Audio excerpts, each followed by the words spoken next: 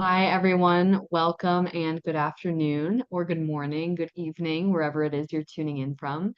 Thank you so much for joining us virtually today. My name is Hala Alawi, and on behalf of Atmosphere Press, I am so pleased to welcome you to today's live author reading of new fiction. We'll be hearing from Ken Jackson, reading from The Maelstrom of Destiny, released on September 26th. Rebecka Lassen, reading from In 2 Weeks' Time, released on December 3rd, and Cathy Schieffelin, reading from The Call, released on December 10th. All three authors' books can be purchased both from online retailers and from select bookstores. And of course, the books can be ordered on Atmosphere Press's website. That's at atmospherepress.com/book. I'm also going to put the links directly to each book in the chat for everyone to check out. At the end of today's event, we are going to have time for audience questions. So during the readings, if you have a question for one or more of our authors, go ahead and type those in the chat and I'll make sure they get asked. Please do stay muted for the duration of the event, but feel free to use the chat for praise and comments in addition to questions. One last note is that we at Atmosphere Press appreciate your support today and always. If you have a manuscript of your own, we're always looking to read new submissions, so submit your work today to books@atmospherepress.com. Again, thank you so much for tuning in and supporting Ken, Becca, and Cathy today. We're going to start off with our first reader, who is Ken Jackson. Ken lives in Brantford, Ontario, Canada, with his wife, Maureen. Writing has always had an important place in his life and has led, among other things, to the world envisioned in the Atlan Chronicles series. The Maelstrom of Destiny is the third published in the series, following the Genesis Plan and the Rebellion of the Wolf. Ken has a university certificate in creative writing, as well as 4 university degrees, one each in English and theology, and 2 in history, an undergraduate and a master's degree.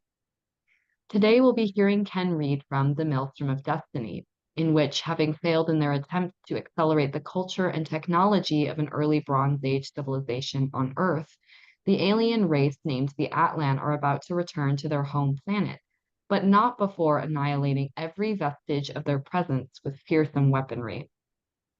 Taran, one of their most promising proteges, has reason to regret their departure since it will mean an end to his forbidden relationship with an Atlan woman.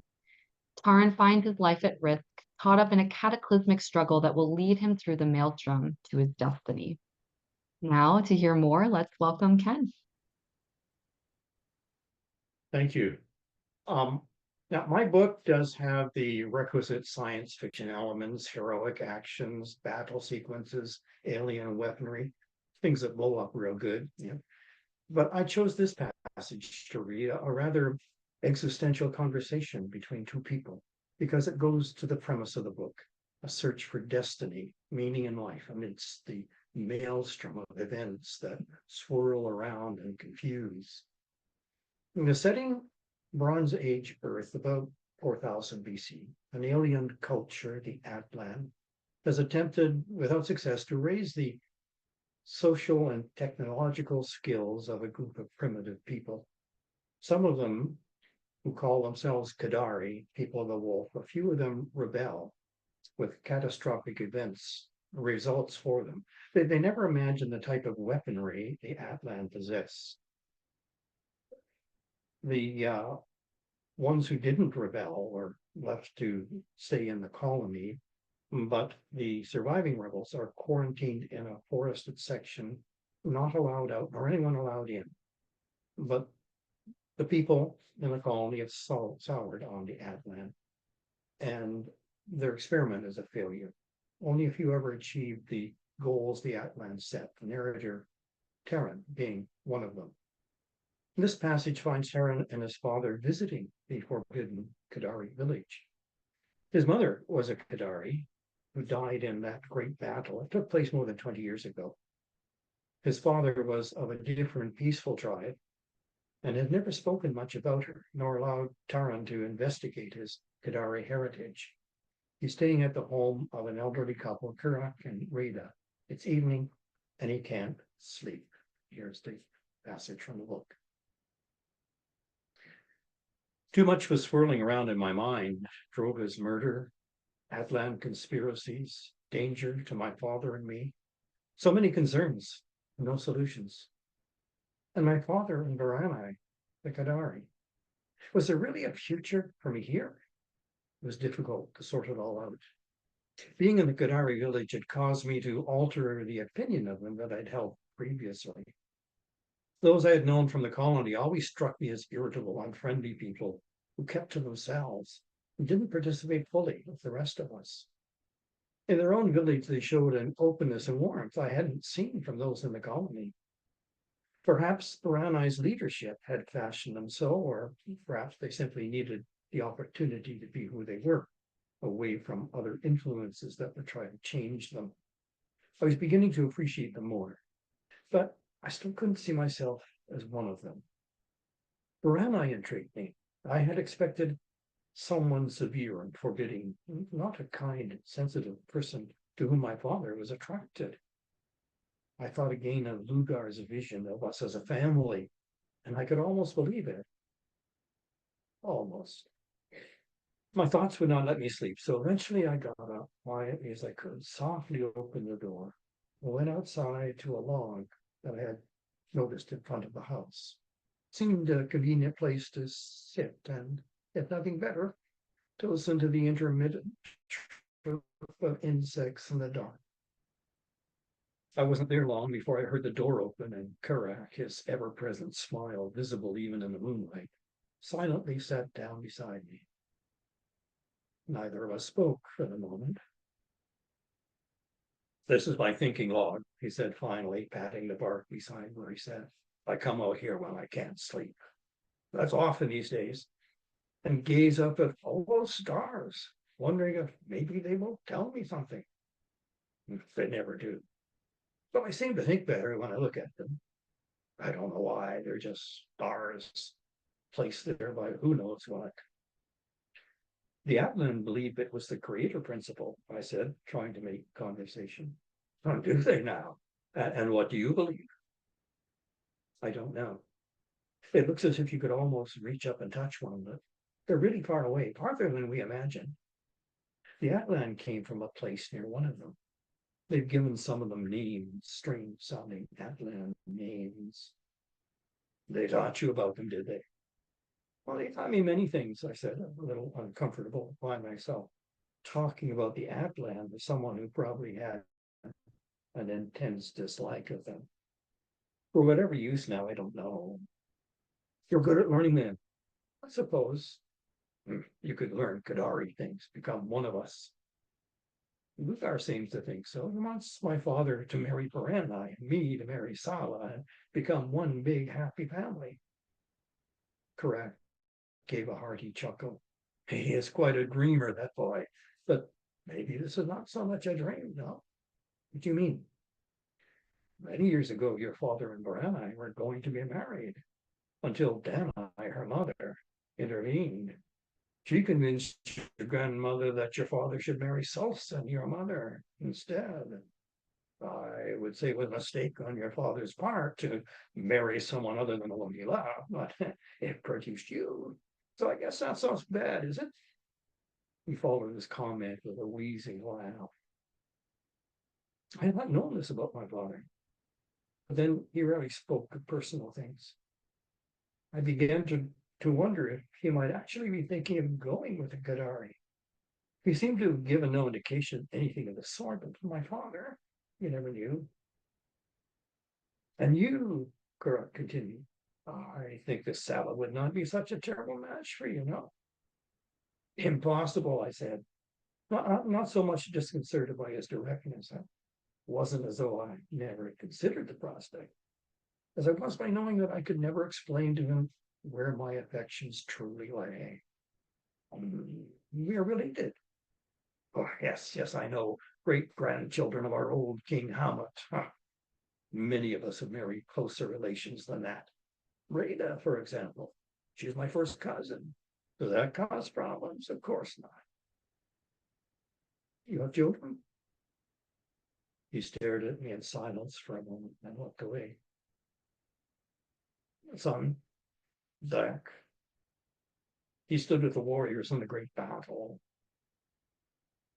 I wish I'd been in his place. It was terrible what the Atlantean had done. Rest of us, those who were not chosen beyond the battle line, we fled into the forest in fear. You never imagined the Atlan could unleash such destruction.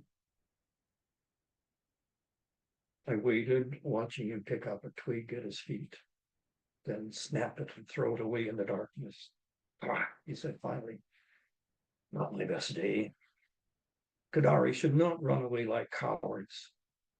Gorendig Atlan.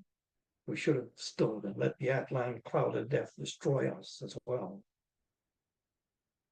He didn't know what the Kadar epithet that he used to describe the Atlan meant, but I thought it best not to ask.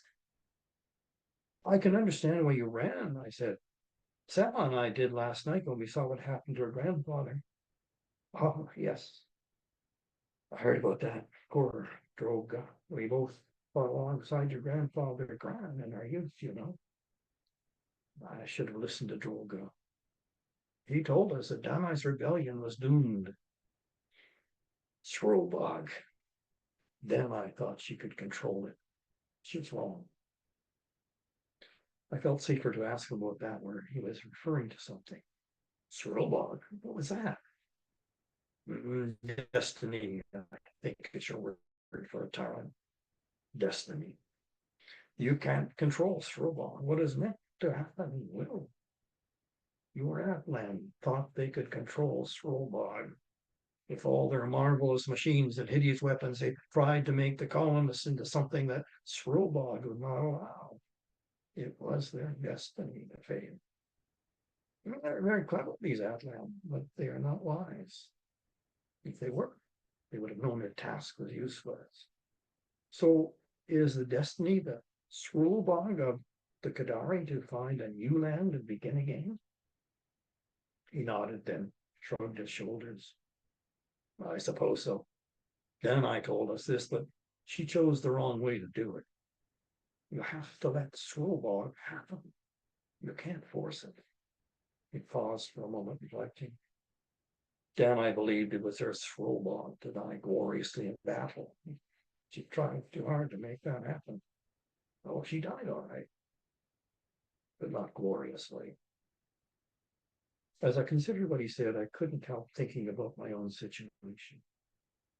There's no danger of me forcing any Shrobog, I said. I have no idea what it may be. Or any notion of what happened to me. He moved his head closer and frowned, his eyes staring into mine in the darkness, as if he were trying to discern something. I can see that is so. You are unsettled in your mind.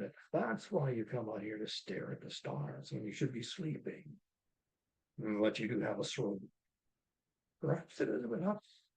Perhaps it lies elsewhere. Don't let it sit on your mind like some heavy burden to carry around. You will find your Shrobog, or it will find you. So relax and come back to sleep now, worrying about it. It's pointless.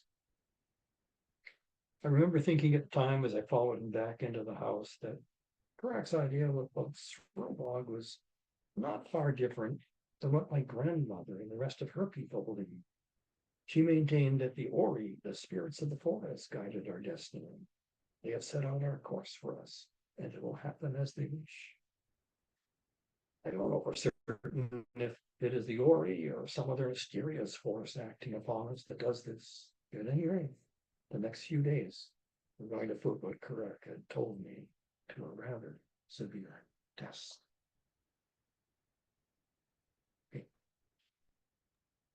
Thank you so much, Ken, and for introducing us to the world and throwing us in with those dialogue exchanges. That was fantastic. Reading next today is Becca. Becca debuted with a nonfiction, semi-autobiographical book in 2019 before she found her storytelling passion with fiction and humor. An Army vet, Becca draws from her own experiences to create lighthearted stories that bring a touch of brightness to even the darkest of worlds. She lives in St. Louis Park, Minnesota, where she can be found procrastinating writing, dishes, going for a run, or putting actual pants on. A lot of things that I also can be found doing. In 2 weeks' time, the book we'll be hearing from today, Army vet Samantha Reeves is now living a simple life as a private investigator. But a murder will soon turn her life upside down when the killer leaves her an ominous message. Meanwhile, Casey Park, a marketing director of a prestigious country club, is on top of the world. But when a mysterious woman shows up at the club, Casey can't help but be intrigued. Soon, Sam finds herself in a race against time where she must untangle this mysterious murder before her feelings for Casey cost them their lives. Becca, take it away. Thanks, Hayla. I'm going to be reading from chapter 12 of my book. So Samantha, the main character, has already met Casey with her mixed feelings, and something has happened where she has ended up in the hospital. And that's where we're finding her at the beginning of chapter 12. She's just waking up in a hospital. So I will start. A few hours later, she woke up and no longer had the sensation of being alone. Her eyes were still shut, but she felt someone else in the room with her. She fluttered her eyes open and turned her head to the side. She was still lying in the inclined position she fell asleep in and could connect easily with the familiar green eyes watching her from the bedside chair. "Hi," the striking face said. "Hi," Sam whispered back. "Will you go on a date with me?" Casey asked, straight-faced, looking more concerned than anything. Ha! Sam's sarcasm laced her tone. Casey's brow rose at her tone. He tilted his chin down, letting his eyes stay locked on her. "Sam," he said her name as a statement. His voice sent pulsing energy up her cheeks, sending a surprising blush to her face. She reached up and touched the bandage covering the left side of her face, hoping to hide her flushed cheeks. "He merely said your name. Get it together, Sam." She squeezed her eyes shut and scolded her body for betraying her mind. She brought her arm back down and suddenly was aware she had no bra on. Only the flimsy hospital gown protected her from his penetrating gaze that hadn't let up. She tried to adjust the blankets higher, but as soon as she started fidgeting, Casey was beside her, tugging the blankets up for her. She watched him dumbfounded, as she studied his features. He was ridiculously good-looking. Even the trimmed beard couldn't hide the sharp angles of his face. His dark hair made his tanned tone soft, and she thought for a moment about reaching out and touching it. She corralled her thoughts by biting her bottom lip and forcing a frown before asking, "Why are you here?" He smiled as he flattened the edge of the blanket. "I mean, I know it's not ideal to ask you out since you're in a bit of a situation," he said as he carefully scanned her body laying on the hospital bed. She felt her skin heat as his gaze traveled up her body. He stopped when he connected with her eyes, his head directly above hers. Casey's mouth lingered just above. She bit her bottom lip to stop herself from doing anything stupid, like trying to find out if that hint of spearmint lingering on him was coming from his lips, or maybe it was his skin or shampoo. She'd be willing to taste everything to find out. "But," he said softly as his eyes wandered to her lips and she bit down harder, "I still wanted to be here." He pulled away and finished tucking her in. "And I want to go on a date with you." He gently squeezed her exposed forearm before sitting back down in the faded upholstered guest chair. Sam rolled her eyes as she squeezed the brim of her nose. "I need more drugs." "What's wrong?" Casey was back up, standing up beside her bed. "Should I call the nurse?" "Yes," Sam groaned. "I'm not drugged up enough to deal with the bullshit coming out of your mouth." She raised her forearm loosely, pointing to the IV bag beside her bed. "Open the drip line." Casey laughed as he shook his head. "I was warned about you." He casually sat back in the chair, and Sam flipped her head toward him a tad too fast because it clouded her head briefly before it cleared. "By who? And what about?" she asked after a beat. Casey leaned forward and rested his forearms against his knees, clasping his hands together. "Don't worry about it," he said with a smile lingering on his lips. "What I need to worry about is when are you out of here?" Sam raised her eyebrows, acknowledging his redirected question, but let it slide. She'd figure it out later anyway. Like Casey said, she had other things to worry about right now. With a heavy sigh, she told him, "Tomorrow morning. Could be out sooner, but..." Sam stopped herself. He didn't need to hear her painful realization that she had nobody in her life. She was not going home today. Never mind, I'll be going home tomorrow, she said, shaking her head. But what? I said, never mind, it doesn't matter anyway. Samantha. Oh my God. The way he said her name sent a ripple again of heat through her body that definitely should not be happening when, less than 8 hours ago, she was nearly blown up. Sam couldn't meet his eyes. She wasn't sure if it was because of her embarrassment of not having anyone or because she was terrified of her body betraying her again, just because she melted at the sound of her name coming from his lips. I could go home earlier, but I would need someone to monitor my concussion symptoms overnight. Sam slumped back into her pillow and picked imaginary lint from the thin blanket snugged tightly on her thighs. My visitor log isn't exactly filling up, as you could guess, so I'll just hang out here, enjoy the scenery and fine dining. She gestured to the space around her, still avoiding his eyes. Casey studied Sam's face as she purposely looked around everywhere but at him. He couldn't help but notice everything about her. And right now, her neck muscles were tense, her eyes tightened, and she was biting her lower lip. Under normal circumstances, watching her play with the lips would cause him to think of how much he wanted to play with them too, but she was obviously in no place to think about, think about that. Sam, will you look at me? He exhaled as she exhaled deep. She watched as she exhaled deeply and finally turned toward them. He was hit by her big eyes filled with embarrassment. He already understood she wasn't a person used to needing to be taken care of. She was complicated for sure, he thought, but simultaneously, he felt that she was the easiest person to read. So, you can go home as long as you have a babysitter for the night? Well, I wouldn't say babysitter, but yeah, I guess, she said. It doesn't matter. Well, then it's settled, Casey said as he cut her off. Sam turned her head faster than she probably should have, Casey thought, as she pressed her eyelids closed for a brief moment before her brown eyes flew open to glare at him. What is settled? I'll just stay with you. Absolutely not. Seems better than being stuck in the hospital. Casey rose from the hospital chair and stood tall over Sam. Her eyes narrowed at him, but he kept his gaze fixed on her. He opened his eyes wider, held out his hand with formality as he asked, Samantha Reeves, would you like me to accompany you to your home and be your 24-hour head trauma babysitter? Casey asked. And for the record, this does not count as our first date. He grinned as he looked back at her, and neither did McPatty's, just to be clear. Casey settled his hand atop hers, pleasantly surprised she didn't pull away. Ugh. Sam flopped her head back and closed her eyes. Casey liked watching her facial muscles flex through a swirl of emotions. Easiest book he had ever read. What's your deal? Sam asked, opening her eyes and narrowing them down at him. Are you just like... Sam gestured around the room with a twirl of her hand. Like here now? He knew exactly what she meant by her here now question. She liked him being around, he could see that, but she wasn't willing to admit it yet. It was obvious to him she was waging a war within herself.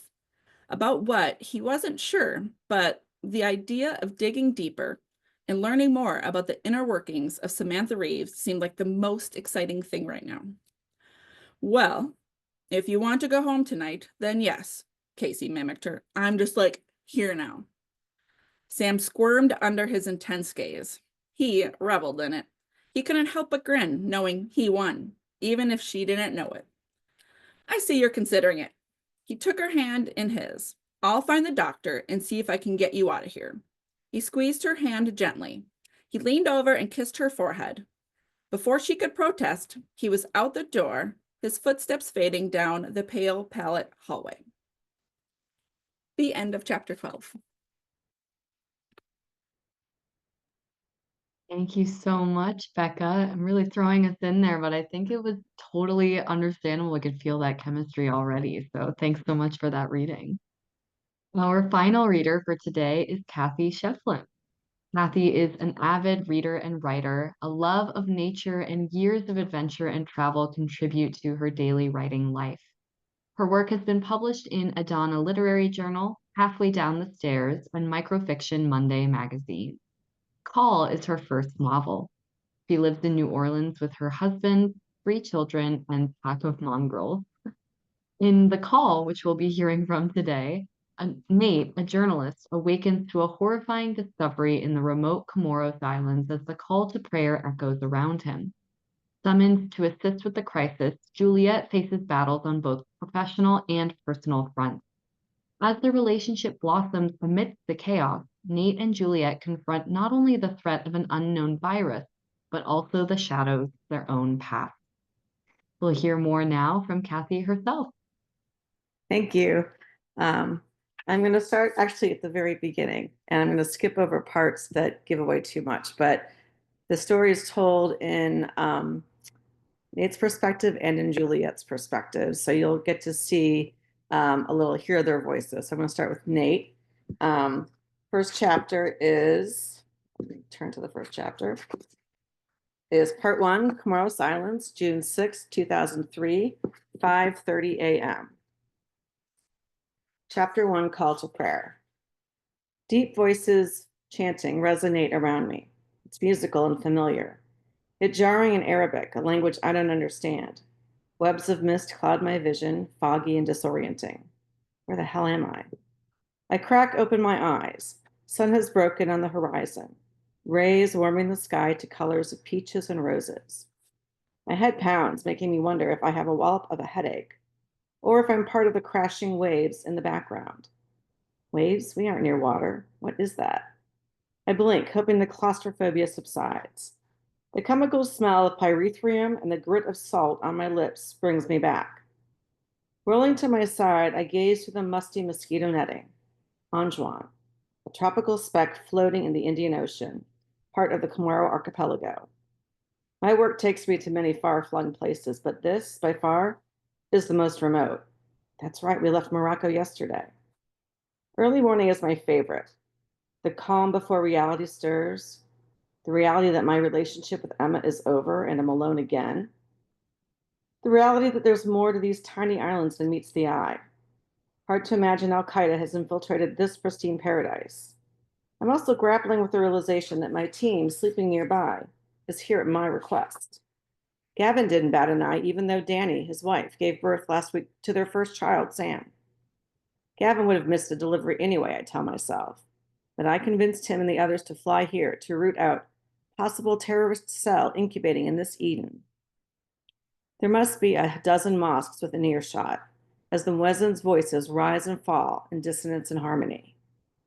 Despite the cacophony of voices projecting from loudspeakers, there's something soothing about the call. It slows my racing heart and clears my mind. It must be near 6 a.m. because in this part of the world, balanced delicately on the equator, the sun always rises and sets at the same time. Soon it'll be too hot to lie on this roof. I push up off the dingy mattress and disentangle from the clammy netting, my limbs stiff and achy. I'm too young to be feeling this geriatric. I miss my regular runs and trips to New River. I shake my head to dislodge.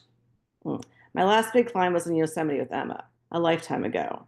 I shake my head to dislodge her face from my mind. I need to get back to it.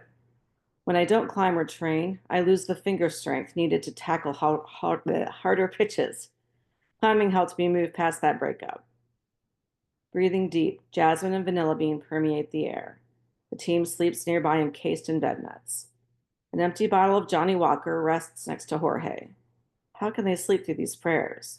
An Arabic symphony resonates deep inside me. Growing up in rural Kentucky, home to Baptist preachers selling snake oil and salvation, there's something familiar about this place. It's a different kind of spiritual awakening. I'm going to switch over to Juliet's chapter now. This is her in Mauritius. She is a virologist who is somebody who's going to show up as part of a medical team. So this is her voice now. June 6th, same day in Flick and Flack, Mauritius. He chased me again last night. Is it considered a nightmare if I relive it every few months, waking with a racing heart and a knot in my stomach? Ice blue eyes laughing. Later, he acted like it was an innocent prank. Pranks don't leave scars. The raucous cries of common mynas and white-tailed tropic birds startle me awake and away from my dark thoughts. Below their piercing calls are the melodious songs of Mauritius photes and yellow-fronted canaries enjoying the bounty of my little garden. And deeper still, in the understory of sound, are the tenor coos of pink pigeons and zebra doves. I can identify many birds by call alone, but I struggle with a variety of bulbuls. Though not native to Mauritius, I enjoy their colorful plumage and gorgeous songs. I wonder if I'll see Kali on my sunrise swim. She's a beauty. Tortoiseshell scutes undulating gold and copper under the sun's rays, shining through iridescent waters. Darren and Claire scold me for swimming alone. But this is my time. Rip currents are a threat. I had a scare last year and stopped swimming for a few months, but I'm back at it now. I've learned to read the tides and weather after spending time with Manu. He's been teaching me to surf when he's not working at the coffee shop. My feet sink into the cool, damp sand as I make my way down the beach. The water is a mirror. I take stock in its glassy ripples. Sometimes another woman stares back, someone confident who knows her own mind. Was she always here, hidden beneath complicated layers? This place and this job are peeling away my tough outer shell. Darian may not know it, but he saved me. He and Claire both. My morning meditation and swim keep me sane. Once I get to the lab, my world will shrink dramatically. No vast swells of seawater, no great gray herons squawking in the shallows, only the silence of a microcosm, parasites, bacteria, and protozoa squiggling under a lens. Now I'm going to switch over to Nate's perspective again so I can give you a little more of him. Whoops, I went too far. Chapter 5, Killing Time. It's too quiet. I nearly jump out of my skin when people walk by the house talking. I can't do this. I'll go nuts in this steaming house all day. What if I left? Just packed my bags and got out of here. Tempting. I could be on a flight to, well, anywhere. I'd first have to get on a boat, then a rinky-dink Russian plane shaped like a school bus with wings. It's called Aeroflot for a good reason. I glance back at my friends. Their outlines on the mattress. I can't do that to them and their families. I'd never be able to look Danny in the eye. But the thought of sitting in this stifling house waiting is unthinkable. Maybe I don't have to. I have a meeting scheduled with an informant. I was going to cancel, but maybe I'll sneak out for a bit. I can meet Ali and do a little work to pass the time. Anything's better than festering here. Noor's Barani isn't far, maybe a 10-minute walk. There's nothing to do until the medical team arrives anyway. I find a table in the back of the restaurant and watch for Ali. Does he know what transpired this morning? I order hot mint tea to settle my stomach. My mind drifts to last night. We arrived after sunset, and knowing the house would be hot, dragged mattresses to the roof as we'd done in Morocco. We brought mosquito nets as the Comoros is rife with malaria and dengue. We picked up street food, bought out the woman's entire grill. She squatted next to the mini hibachi, basting meat in a hot chili and garlic sauce. Her deep red and white shiromani covered her from head to toe, displaying her innate beauty and angular grace as she served us. When Sarah spoke French with impressive fluency, the woman offered a special treat. A bit slimy, but not bad. Later, we sat on the roof eating and passing around the bottle of Johnny Walker as bats carried out their nightly acrobatic display. I look up when a man in a red kufiya, propped neatly atop his head, comes into the restaurant. He wears a long white bubu as if he's just come from mosque. I raise a hand. Nate, assalamu alaikum. Alaikum salam, I reply. The Arabic greeting for peace be upon you. Ali is young, fresh-faced and eager. He has dark, expressive eyes and an easy smile. He's tall and lean and floats through space in his long white robe. He asks about my journey. Came on the ferry last night from the capital. It was calm, so that was appreciated. Do you live here in Damoni? Oui, but I'm from Mawali, the smallest island. My parents live there in the mountains. They grow starfruit and watercress. The server brings tea and Ali sips, unflustered. Maybe he doesn't know what happened. Watercress? I didn't know it grew here. Comorians like it? I struggled to keep my knees from bouncing the table. No, we don't eat that Mzungu food. We grow for export. Mzungu is Swahili, referring to people who run around in circles recounting early white foreigners. It's used somewhat pejoratively to describe tourists. Have you tried our Comorian food? We ate goat kebabs with grilled cassava last night. It was great. Not so great coming back up this morning, though, I think. We met Madame Sokaina then. She is famous for her mshikiki and boozy, goat on a stick. You'll have to try her mataba, made with cassava leaves, crushed and cooked all day in coconut milk. It's a specialty. Sounds lovely, I say, grimacing, as the sour remnants of yesterday's dinner layer the back of my throat. Tell me, Ali, are you affiliated with Al Qaeda? Is there an Al Qaeda presence here? I never said that. I do not work for Al Qaeda. He frowns. They don't have a presence anymore. There have been some enrollees or trainees who've gone on to unfortunate fame, he says, lowering his voice. Like Fazul Abdullah Mohammed of the 1998 Nairobi embassy bombing? His eyes flatten. You've done your homework. Oui, monsieur. Mohammed was the Comorian in that attack. Are there others like him in training camps? Does Al Qaeda recruit here? He blanches, eyes darting. No, nothing like that, he whispers. Sometimes someone will get entrapped in the extremist movement, but like Comor, we are peaceful. We're poor and need money for better schools and roads. Why would we engage with these tyrants? His hands rub the tabletop like he's polishing it. Maybe just as you said, this country is poor and needs help. Maybe Al Qaeda offered help in exchange for something else. His eyes burn into mine. No, Nate, that's not true. We do not interact with terrorists, he says with finality. Why do you tell me there were recruitment base camps here? Was that a lie? My earlier nausea is gone. Something else fills my belly. Shh, Juana, not so loud. Ali presses his hands as if patting a child's head. Let's walk. That would be better, yes? Unless you're willing to give me more than this, I motioned to the server. There's more, just not here. We'll talk near the port, more private, he says. I still glances around the near empty restaurant, wondering whom he's afraid of. I leave a few crumpled francs and we walk into the glaring sunlight. Ali's boo-boo billows and gussets as the wind swirls sand and dust in the streets. His kufiyah stays atop his head as if glued there. He leads me to the secluded bench near the impressive gold minareted Shirazi Mosque. I'll stop there. Thank you. Thank you so much, Cathy, especially for painting that picture and getting us into the feel of the story. So at this time, now that all three authors have read, we've got time for our audience Q&A. So for anyone who has a question for one or more of our authors, go ahead and type those in the chat and I'll make sure they get asked. To start us off, we've already got a question. This is for all three authors. What was your inspiration for your story and how did it evolve through the writing process? I'm thinking we could go in writing order. So Ken, do you want to start us off with this one? Yes, the series, it's a 5-book series, the Atlan Chronicles, and it's the series is a metaphor for colonialism.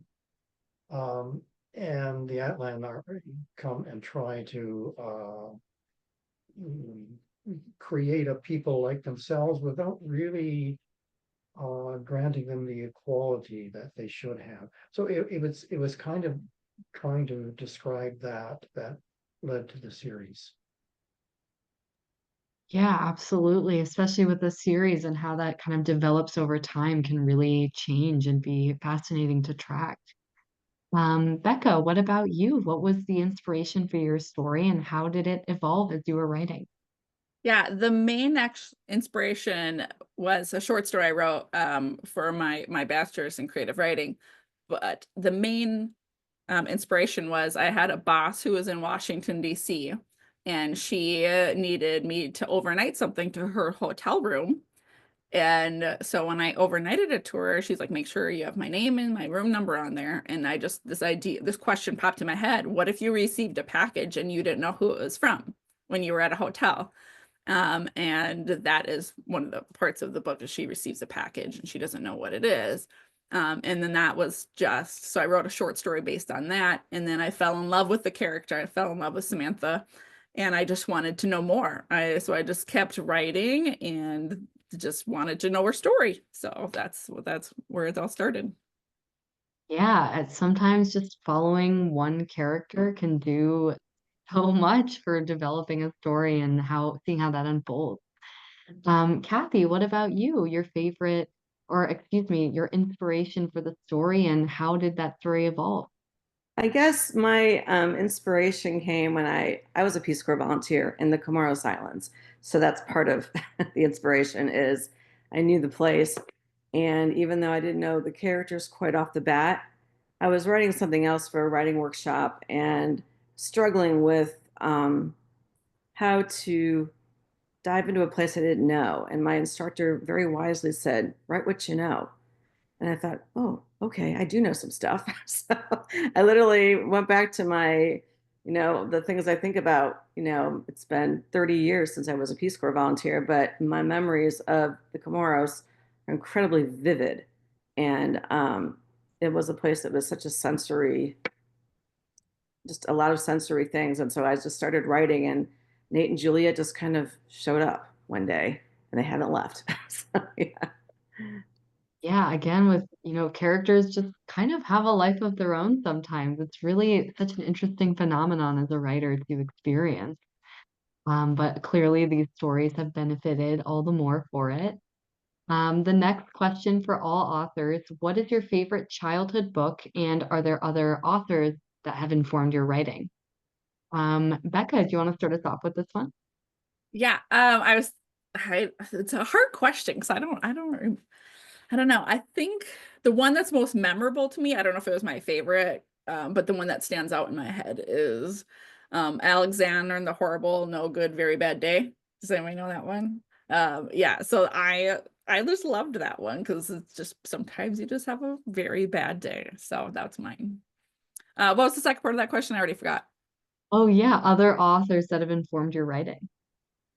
Um, Yeah, I don't even know where to start. Like, I feel like I'm that person, like when people ask me who my favorite author is, my mind just goes blank and I don't know. But like there's just a lot out there. Linda Harwood's off the top of my head, I think is one of them. But there's too many. Yeah, I totally get it. I feel like mine changes by the day. Um, so Ken, what about you? Your favorite childhood book or other authors that have informed your writing? Again, a hard question to answer because going back to childhood, I don't remember reading too many books. Um, I wasn't really encouraged to read a lot, but um, so I'm hard pressed to find something that stands out of my childhood as something I remember too much. Um, but I think current authors, um, I, I, I've been, I like historical fiction, and some of the epics that Cornwall writes is very, very good. I like his style of writing. And I guess uh, what I created is not quite historical fiction. It's kind of prehistorical fiction, but it still required a fair amount of research into Bronze Age civilizations. I did a lot of reading on academic papers and so forth about it to get the sense of it. So it is, in that sense, kind of a historical fiction. And I guess that's really where my best interest lies. Uh, the the the series is I guess it's called science fiction, but it's not really. I don't read a lot of science fiction. I've read the classics, Heinemann, Bradbury, so forth. But so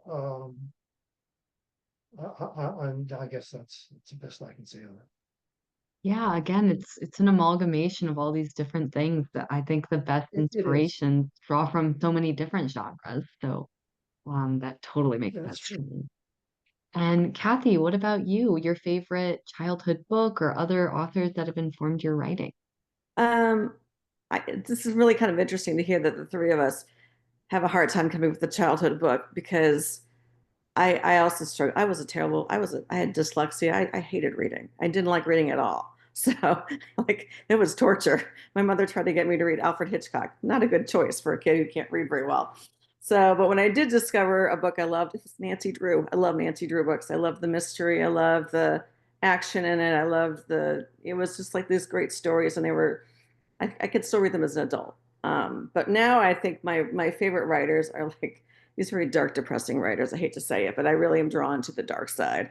I like Peter Heller and I like Tim Cahill, although he's more of an adventure writer. He writes about travel and mishaps, and I love those kinds of stories of people just the shit hitting the fan, and it's just it's hilarious, but also like real.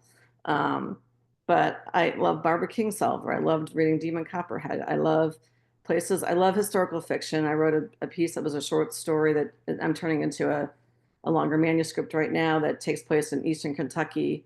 I spent a lot of time in Eastern Kentucky, so I have you'll see that in this book. It actually has a lot of Nate's background in Eastern Kentucky in that story. So I love stories that kind of wind around particular places with a culture of food, a culture of music, a culture of architecture. I love all those elements in a story, and so those are kinds of the authors I'm drawn to. So. Absolutely. People that can really take you and put you in a place and make you feel like you're experiencing it. I think that's huge with writing. This next question, again for all three authors, how do you choose which part of the story you'll read? Going back to you, Cathy, starting us off on this one. Clearly I didn't know what I was doing when I started this. So I wanted to basically give everybody a taste of the two characters. And that's what I chose. I didn't want to throw it in the middle because I was afraid it would make no sense. Because this is a story that's a fast paced novel that goes through a lot of things happening. And I didn't want to confuse people. So I'm afraid I gave a lot of description, which has its pluses and minuses, but you may have been wishing that there was some dialogue, more dialogue in these bits. And I wish I had done more of that. But as it is, I wanted to give you a taste of Nate and Julia, and you're going to eventually see how their stories align. So that's sort of why I chose the sections I did.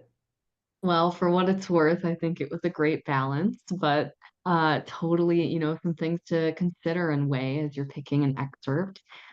Ken, how about you? How did you choose the part of the story that you read today? Well, it's kind of difficult to pick one little bit out of the story, and I thought about going with the beginning of it because then you don't have to explain anything; it explains itself as it goes along. But I chose what I did because, as I said at the beginning, it goes to the sense of what the book's all about, a search for meaning in what's happening around you. And I thought that expressed it best. Yes, absolutely. Kind of understanding how to communicate that to an audience as well. And I think that was exactly what happened. So that's wonderful. And Becca, closing us out on this question, how'd you choose the part of the story you read? Yeah, much like Cathy said, I wanted to pick something towards the front of the book so I didn't have to do a lot of explaining. And I just really wanted to highlight the fun chemistry between my two characters.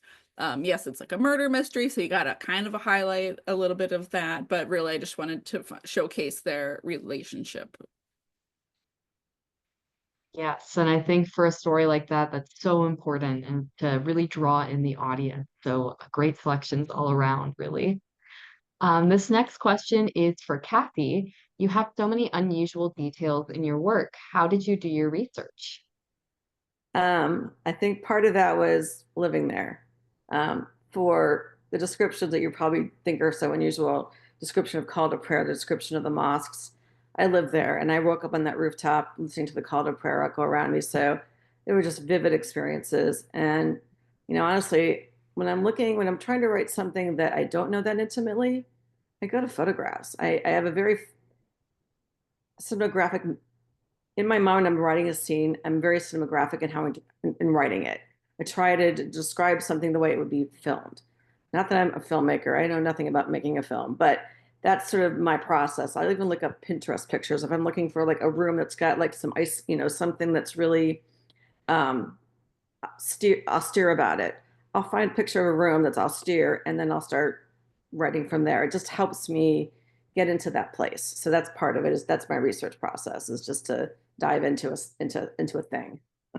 Can I just add to that real quick, Kathy? I agree. Hmm? Like, my kids make fun of me because of the weird things I Google, like just trying to like old man with a little bit of gray in his beard because I just need that visual in my mind. So I think that's such a great tool for any writer just to Google or even use AI, like Oh yeah, old man sitting on a chair or like a bench or whatever.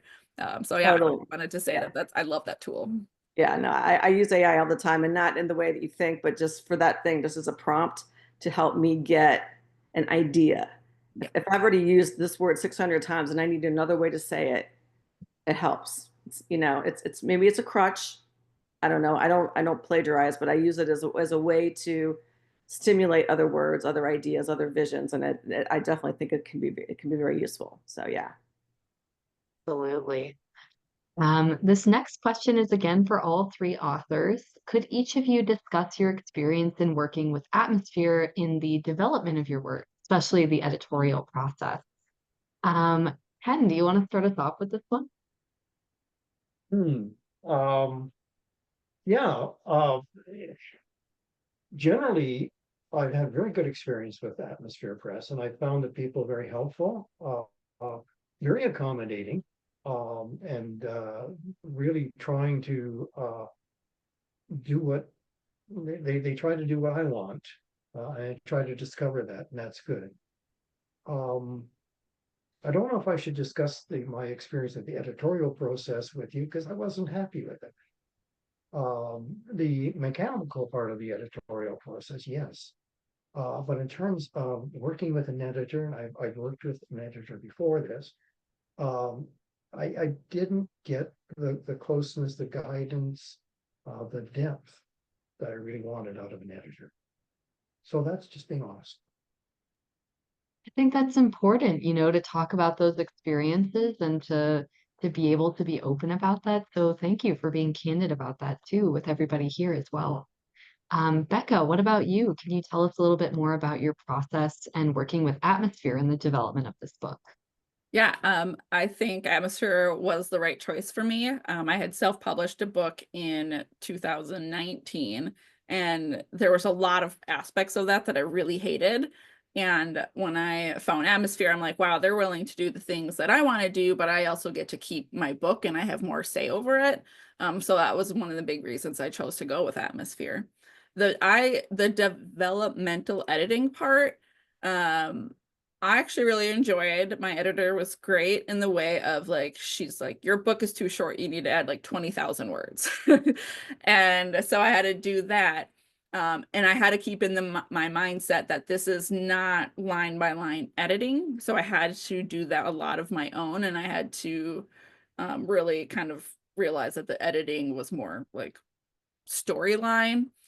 So that was something that I had to kind of, I don't want to say outsource, but I had to do a lot of my own and reading out loud and using AI to read me and things like that. Loved the design team when it came to like I love my cover. I think it's so gorgeous. And so I think Atmosphere Press and the design team was so accommodating to the things I wanted. And yeah, other than that, it's been a great experience. So happy to hear it, and thank you for sharing all of that. Kathy, what about you? Can you tell us a bit about your experience in the development of the work and working with Atmosphere? Sure. I had a very good experience with Atmosphere Press. I really, my developmental editor was just wonderful. She, I think even Atmosphere Press gives you you have different packages of editing publication, and I took sort of the low package, which only gave me 2 sessions with the developmental editor, and I knew that was not going to be enough. So did she. So I added on to mine because to me, the editing is probably one of the most important aspects of writing a book. And my my initial call was not this book. I mean, it was, its essence is still there, but I had so many off-roads. I had lovely off-roads, but they were off-roads and they went nowhere. And as much as I loved my off-roads, they didn't go anywhere. They didn't forward the story. And I needed someone to tell me that because I didn't know. I don't have a degree in creative writing. I have a master's in public health. So I was doing something that was out of my lane, but I valued her lessons, and the way she taught me was she didn't just say, you need to cut this, you need to get rid of this. She said, what's your goal here? She asked me some really critical questions for me to basically self-modify the story so that it would be a better story. And at the end of the day, I think what she did was tremendous. So I loved working with her. I like the other elements of the Atmosphere Press team as well. The marketing thing has been really fun. The going around to bookstores and trying to sell this sucker. It's a job, you're doing it on your own essentially, but having that press release that Atmosphere Press puts out for you with a very professional looking photograph and a good description of your book and the title, and the cover of the book, it gives you something that you can take someplace and gives you a professional persona, which I needed, still do. So, that's what I thought was so helpful. Yeah, the marketing team, I feel like really helped set me up for success. Like being like having to do a lot of promotion on my own. They gave me the right tools. They gave me the email templates. They researched emails for me that I needed to send out to like my colleges and things like that in my local newspaper. So I didn't shout out to the marketing team, but that's part that I hated self-publishing, and they just kind of did the heavy lifting of getting out an Ingram, getting a NetGalley, getting it on Amazon. So that was really, and Goodreads too. So that was all good. Yeah, well, I'm so happy to hear that from all of you, and thank you again for sharing all your experiences. We've got time for just a couple more questions. This first one is for Becca. Is Sam's story finished, or is there more for her to tell? So there is a second book coming, but it is a standalone story and it covers two other people in the book, but you'll see a little bit more of Sam's story. But as of right now, I don't plan on continuing like the series on Sam. But there's the similar characters, but they are standalone stories. So you could read the second one without having to read the first. But so you'll get a little bit more. You get a little bit more. A teaser kind of in the works. That's always exciting to hear about. And then our final question for Cathy, how do you decide to write in the style of one character per chapter going back and forth? And how do you keep the narrative straight while doing that? This person also says, I only found this style a few years ago and initially found it hard to follow, but I did not find it difficult in your book at all and came racing to the end. Thank you, Charlotte. I know who wrote that. But I write better in first person. Just it's just been what I've discovered. I can get more in someone's head. I know that there's disadvantages to that, but that's part of the reason why I did Nate and Juliet in the first person in their heads. Initially, in the very first version of this book, I head bopped from every character, and that was completely jarring. But with the assistance of the developmental editor who helped me keep it in these two heads and keeping them present. I might have a flashback here and there, but my initial iteration of this book was jumping back in time every chapter. And that was just too much work for the reader. And honestly, you want your reader to not feel like they're thrust all over the place. You want them to feel the immediacy of the story. So I followed her advice and I think it worked. So some people do better with third person omniscient. I like writing in first person because it gets me in their head and in their mind, in their almost in their bodies. It just helps. So Yeah, thank you for those insights, Cathy. I know it's kind of hard to make those decisions sometimes and to figure out what's really best for the story or the writer or both. But at this time, I want to say thank you so much to Ken, Becca, and Cathy for sharing their books with us today, and for being here with us on this event. Thank you also to everyone in the audience for joining us and celebrating these authors with us. Don't forget, of course, that you can order all three books from the links in the chat. I just put them in there one more time for everybody. So be sure to check out the Maelstrom of Destiny in 2 weeks' time and the call from those links. Please also consider checking out atmospherepress.com to browse our new and forthcoming releases, sign up for our email newsletter, or submit a book manuscript of your own. You can submit your work to books@atmospherepress.com and just let us know that you attended today's event. We'll look forward to hearing from you, but until then, that's it for today. So have a great rest of your week, everybody.